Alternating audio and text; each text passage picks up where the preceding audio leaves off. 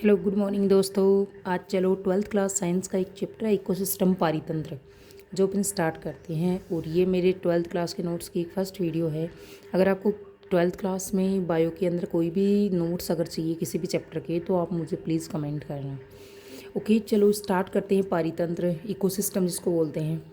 पारितंत्र का मतलब क्या होता है देखो, किसी आवास में पाए जाने वाले जैविक और अजैविक घटकों के मध्य अन्योन्य क्रिया के फलस्वरूप जिस तंत्र का निर्माण होता है उसे पारितंत्र कहते हैं।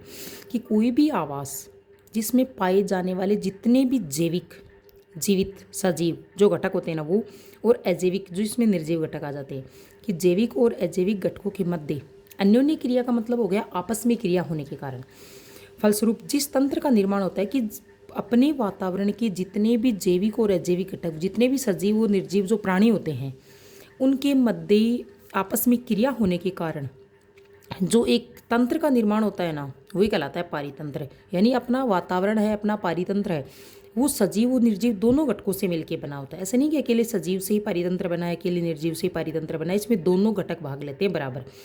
पारितंत्र नामक शब्द का प्रयोग है सर्वप्रथम किया था एजिटेंसले ने, और वो भी 1935 में। पारितंत्र शब्द का प्रयोग सर्वप्रथम एजिटेंसले ने 1935 में किया था। इस शब्द का प्रयोग किया था पारितंत्र वर्ड का। फिर देखो एक साइंटिस्ट है ओडम, तो ओडम के अनुसार पारितंत्र पारिस्थितिकी की मूल क्रियात्मक इकाई है। कि ओडम के अनुसार पारितंत्र क्या होता है देखो, जो पारिस्थितिकी है ना उसकी मूल क्रियात्मक इकाई क्या होता है पारितंत्र, जिसमें जैविक समुदाय तथा अजैविक पर्यावरण एक दूसरे को प्रभावित करते हैं। कि जितने भी जो भी जैविक समुदाय है ना, जितने भी सजीव प्राणी होते हैं वो, और अजैविक पर्यावरण, अजैविक का मतलब तापमान हो गया, वातावरण हो गया, टेम्परेचर, जल वगैरह ये सारे, तो अजैविक पर्यावरण एक दूसरे को प्रभावित करते हैं। कि जैविक और अजैविक दोनों एक दूसरे के साथ में मिलकर के ही कार्य करते हैं, ये बताया था ओडम ने। फिर देखो पारितंत्र के प्रकार, कि पारितंत्र वो कितने प्रकार का होता है। तो पारितंत्र के प्रकार को समझने के लिए सबसे फर्स्ट में अपन ये टेबल समझेंगे। हो सकता है नीचे वाला थोड़ा सा डार्क लिखा हुआ है तो आपको ये थोड़ा सा क्लियरली विजिबल नहीं हो रहा है, बट मैं कोशिश करती हूँ कि मैं हर एक नाम को बता सकूँ आप जिसको देख करके आप समझ लेना। पारितंत्र दो प्रकार का होता है, एक तो प्राकृतिक पारितंत्र और एक होता है कृत्रिम पारितंत्र। पारितंत्र के कितने प्रकार हो गए हैं? दो। एक तो होता है प्राकृतिक और एक होता है कृत्रिम। प्राकृतिक जो पारितंत्र है उसके भी दो प्रकार हैं, एक तो होता है स्थलीय पारितंत्र और दूसरा है जलीय पारितंत्र। स्थलीय पारितंत्र है उसके तीन भाग हैं। घास के मैदान, जिसमें घास के मैदान स्थल के भागित होते हैं, वन पारितंत्र और मरुस्थल।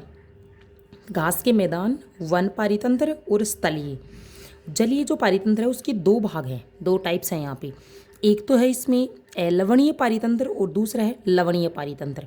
लवणीय जो पारितंत्र है उसके अंदर पड़ते हैं, जैसे मान लो तालाब हो गई, नदी हो गई, झील हो गई, झरने हो गए, ये सारे लवणीय जल की जो नदी, झील, झरने, ये सारे लवणीय पारितंत्र में आते हैं। लवणीय के अंदर सबको पता है समुद्र होते हैं वो, और लवणीय झीलें होती हैं। जो खारे पानी की झील और महासागर होते हैं वो लवणीय पारितंत्र में आते हैं।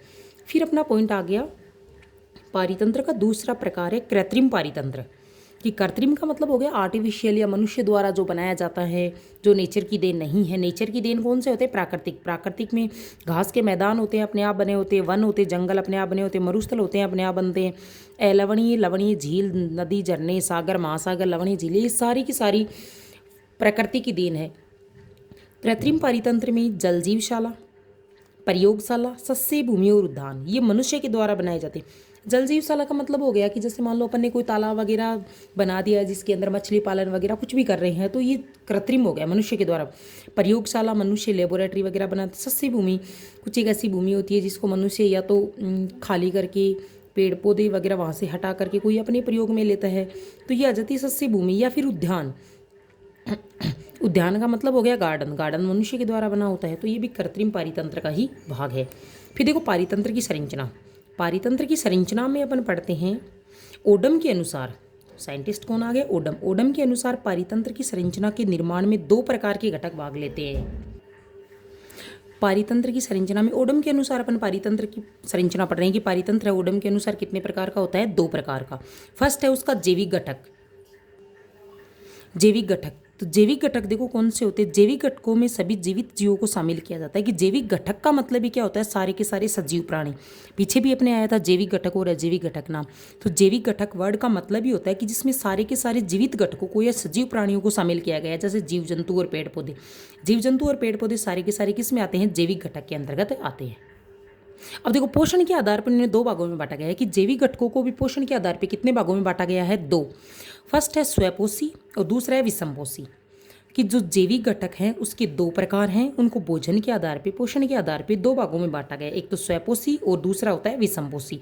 स्वपोषी घटक क्या होता है, देखो इस घटक के जीव अपने भोजन का निर्माण स्वयं करते हैं। कि जो स्वपोषी घटक होते हैं ना, उसमें इस घटक के जितने भी जीव होते हैं वो अपने भोजन का निर्माण क्या करते हैं, स्वयं करते हैं। समस्त हरे पादप, प्रकाश संश्लेषी जीवाणु, साइनोबैक्टीरिया आदि स्वपोषी होते हैं। कि स्वपोषी के अंदर क्या आते हैं, सारे के सारे समस्त हरे पेड़ पौधे, प्रकाश संश्लेषी जीवाणु, साइनोबैक्टीरिया आदि स्वपोषी होते हैं। ये सारे के सारे किस में आते हैं, स्वपोषी के अंदर आते हैं। ये प्रकाश संश्लेषण की क्रिया द्वारा अपना भोजन का निर्माण स्वयं करते हैं। स्वपोषी का मतलब भी क्या होता है, जो प्रकाश संश्लेषण कर लेते हैं और अपना भोजन का निर्माण स्वयं कर लेते हैं। तो इसके अंदर हरे पेड़ पौधे अपना भोजन बनाते हैं। जो प्रकाश संश्लेषी जीवाणु होते हैं, साइनोबैक्टीरिया होते हैं, वो सारे क्या होते हैं, स्वपोषी होते हैं। अपना भोजन स्वयं बनाने की प्रक्रिया उसमें पाई जाती है। इस कारण से घटक पारितंत्र के उत्पादक भी कहलाते हैं। तो स्वपोषी घटक को अदर किस नाम से जाना जाता है, उत्पादक के नाम से भी जाना जाता है, जो देखो अंडरलाइन किया हुआ है। तो स्वपोषी घटक के नाम से क्वेश्चन नहीं बन के यहाँ पे उत्पादक के नाम से भी क्वेश्चन बनता है कि उत्पादक किसे कहते हैं। तो स्वपोषी घटक के जो भी भाग होते हैं वो सारे किस में आ जाते हैं, उत्पादक के अंतर्गत आते हैं। उत्पादक की अगर आ जाए ना डेफिनेशन कि उत्पादक क्या होते हैं, तो ऐसे जीव जो अपने भोजन का निर्माण स्वयं कर सकते हैं और जो प्रकाश संश्लेषण की प्रक्रिया द्वारा जिनमें अपने भोजन बनाने की प्रक्रिया पाई जाती है। फिर आगे विषमपोषी, वे जीव जो अपना भोजन स्वयं नहीं बना सकते। ऐसे जीव जो अपना भोजन स्वयं नहीं बना सकते हैं ना, वो किस में आते हैं, विषमपोषी में।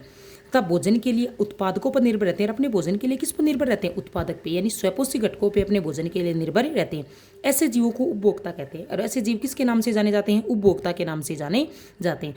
तो उत्पादक अपना भोजन स्वयं बनाते हैं, स्वपोषी घटक के नाम से जाने जाते हैं। विषमपोषी घटक में वे जीव आते हैं जो अपना भोजन स्वयं नहीं बनाते हैं और अपने भोजन के लिए उत्पादकों पे या फिर स्वपोषी घटकों पे निर्भर रहते हैं। तो इसलिए इनका विषमपोषी घटक का दूसरा नाम क्या होता है, उपभोक्ता। तो ये उपभोक्ता कितने प्रकार के हो गए हैं, फिर 3 प्रकार के उपभोक्ता होते हैं। प्राथमिक उपभोक्ता होते हैं, द्वितीयक होते हैं और तृतीयक होते हैं। यहाँ पे पढ़ते हैं अपन सबसे फर्स्ट में प्राथमिक उपभोक्ता। वे जीव जो अपने भोजन के लिए हरे पेड़ पौधों पर या फिर उत्पादकों पर निर्भर रहते हैं। यानी ऐसे जीव जो अपने भोजन के लिए किस पे निर्भर रहते हैं, हरे पेड़ पौधों पे। प्राथमिक उपभोक्ता, उपभोक्ता का मतलब है वो हमेशा हरे पेड़ पौधों को ही अपने भोजन के रूप में ग्रहण करते हैं, वो उत्पादक से अपना भोजन प्राप्त करते हैं। तो वे जीव जो अपने भोजन के लिए किस पे निर्भर रहते हैं, हरे पेड़ पौधों पर या फिर उत्पादकों पर निर्भर रहते हैं, उन्हें प्राथमिक उपभोक्ता कहते हैं। और ये हमेशा शाकाहारी होते हैं, क्योंकि भोजन के लिए किस पे निर्भर रहेंगे, पेड़ पौधों पर। पेड़ पौधों पर निर्भर रहने के कारण किसके नाम से जाने जाते हैं, शाकाहारी के नाम से जाने जाते हैं। अब देखो जो प्राथमिक उपभोक्ता है उसके एग्जाम्पल जैसे खरगोश हो गया, टिड्डी हो गया, हिरण हो गया, बकरी हो गया, ये सारे के सारे शाकाहारी प्राणी हैं और हरे पेड़ पौधे, घास फूस वगैरह इनको ही अपने भोजन के रूप में ग्रहण करते हैं। फिर इसका दूसरा भाग आ गया द्वितीयक उपभोक्ता। द्वितीयक उपभोक्ता में वे जीव जो अपने भोजन के लिए प्राथमिक उपभोक्ता पर निर्भर रहते हैं। तो वे जीव जो अपने भोजन के लिए किस पर निर्भर रहते हैं, प्राथमिक उपभोक्ता पर, उन्हें द्वितीयक उपभोक्ता कहते हैं। द्वितीयक उपभोक्ता में कौन आते हैं, वे जीव जो अपने भोजन के लिए किस पर निर्भर रहते हैं, प्राथमिक उपभोक्ता पर निर्भर रहते हैं। यानी खरगोश पे, टिड्डी पे, हिरण पे, बकरी पे, यानी जो छोटे जीव होते हैं या जो शाकाहारी प्राणी होते हैं उन पे अपने भोजन के लिए निर्भर रहने वाले होते हैं, वो कहलाते हैं द्वितीयक उपभोक्ता। और द्वितीयक उपभोक्ता हमेशा मांसाहारी होते हैं। क्यों, क्योंकि ये भोजन के रूप में किसको लेते हैं, प्राथमिक उपभोक्ताओं को। इसलिए जैसे मेंढक हो गया, सर्प हो गया, बिल्ली हो गया, कुत्ता हो गया, ये सारे के सारे द्वितीयक उपभोक्ता में आते हैं। फिर आगे तृतीयक उपभोक्ता। तृतीयक उपभोक्ता वे जीव जो अपने भोजन के लिए द्वितीयक उपभोक्ता पर निर्भर रहते हैं। अपने भोजन के लिए हमेशा किस पे निर्भर रहेंगे, इनके ऊपर वालों पे, द्वितीयक उपभोक्ता पे, जैसे मेंढक, सर्प, बिल्ली, कुत्ता, इन पे निर्भर रहते हैं, वो कहलाते हैं तृतीयक उपभोक्ता। ये भी हमेशा मांसाहारी होंगे क्योंकि भोजन किससे लेते हैं, ये द्वितीयक से ही लेते रहते हैं। शेर, चीता, बाघ, गिद्ध, ये सारे के सारे किस में आते हैं, तृतीयक उपभोक्ता के अंतर्गत आते हैं। अब आगे इसका दूसरा भाग है अजैविक घटक। जो आपको अगर वीडियो अच्छी लगे तो आप मुझे प्लीज़ कमेंट करना, मैं नेक्स्ट वीडियो अपलोड करूँगी जिसमें आपको अजैविक घटक और इसके आगे के नोट्स समझाऊंगी, बताऊंगी। अगर किसी भी स्टूडेंट को कोई भी चैप्टर के अगर नोट्स चाहिए तो प्लीज़ आप मुझे कमेंट करना। Thank you.